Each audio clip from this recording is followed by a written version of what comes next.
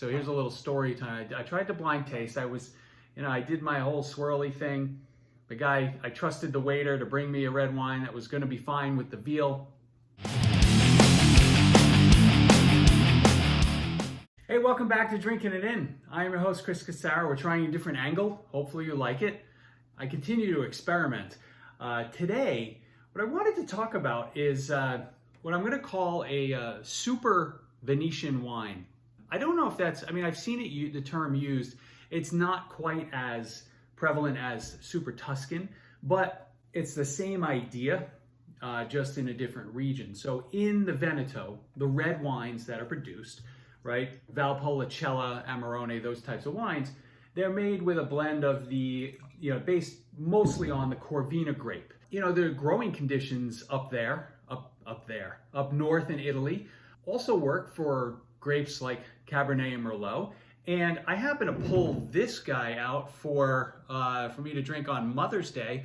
And on the night before, when we went out to dinner, I actually had a similar wine, right? That I tried to blind taste. So here's a little story time. I tried to blind taste. I did my whole swirly thing.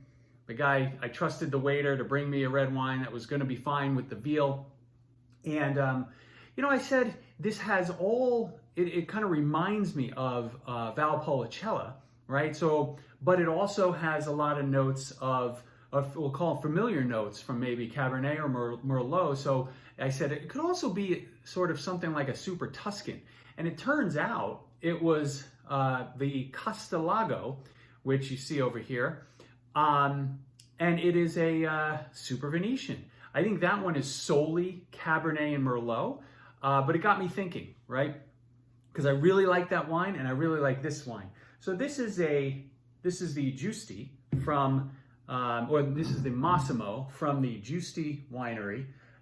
It's a 2020, and this one is, they call it a Rosso Veneto, IGT, and basically it's a blend of Corvina and Cabernet Sauvignon, I think. I'll put the specifics right here just in case I'm talking out of turn.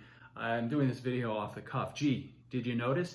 But I want to expose you guys to these wines because I think if you're in a wine store and you see a Rosso Veneto, right, or a Veronese wine, you're like, what the heck is that? And basically it's like a blend of red grapes that they're making in the northern reaches of Italy.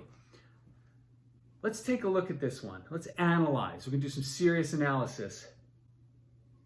This wine's been on the counter for a couple of days. It's still really nice. It's very plummy, blackberry, so it's black, dark fruit in nature. There's a little earthiness to this, but a pretty nose, or a very pretty nose.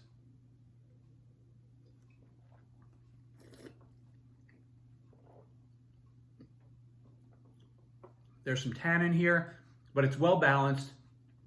The wine comes across very much as in similar style to almost like a California Cabernet. It has some chocolate notes, and but those blackberries are just really up front, and this is a really delicious wine. This one I happen to get through Last Bottle Wines. There's a link in the description if you want to sign up. You get some dollars, I get some dollars as a referral.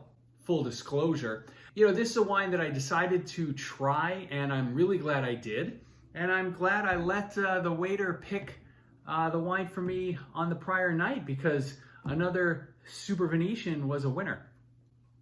Let me know if you have explored any of these wines and if you've got any favorite producers, because I'd like to explore, I'm going to explore these more. I'd like to explore them with some direction from you guys, because you guys have a lot of knowledge out there. And thank you so much for joining. And if you haven't already, hit like, and actually hit subscribe. It would really mean a lot to me. And if you like this wine, if you like this video, you'll really enjoy this one that I'm putting up right here. I'll see you soon. Cheers.